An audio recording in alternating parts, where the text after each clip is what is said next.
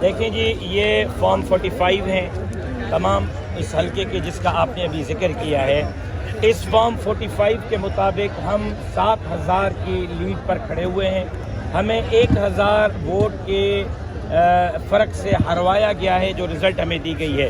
R O صاحب مجھے یہ بتائیں کہ اس نے جو رزلٹ جاری کیا ہے وہ درست ہے یا یہ فارم 45 تمام پولنگوں کے یہ درست ہیں؟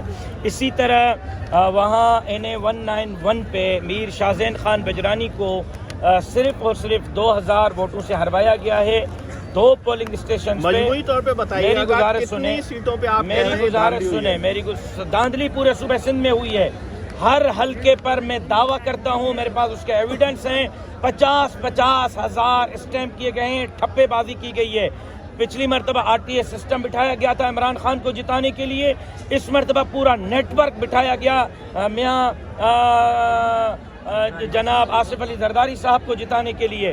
اگر عمران احمد خان نیازی نے ملک کا بیڑا غرق کیا ہے تو سندھ کا بھی زرداری صاحب نے اسی طرح بیڑا غرق کیا ہے۔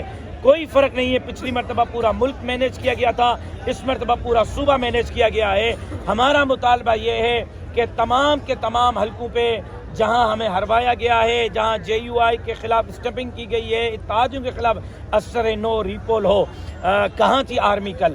کہاں تھی رینجرز کل؟ کہاں تھی پولیس کل؟ میں ویڈیوز دکھانے کے لیے تیار ہوں۔ 5 ہزار لوگ پولنگ اسٹیشن کے ہاتھ میں اندر کھڑے ہیں۔ میرا مطالبہ ریکاؤنٹنگ کا بھی تھا، اس کو مسترد کیا گیا جو اس حلقے کا تھا۔ میرا مطالبہ ری پول کا بھی ہے، میرا مطالبہ فارم 45 کے مطابق مجھے الیکشن دینے کا بھی ہے۔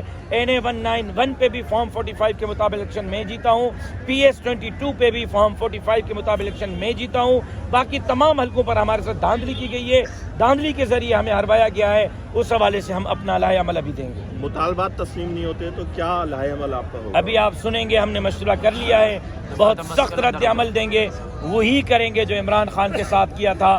اس عوام کے غیظ و غضب کے سامنے عمران خان اپنی حکومت نہیں چلا سکا، آصف علی زرداری بھی یہاں حکومت نہیں کر سکے گا۔ میں دیکھتا ہوں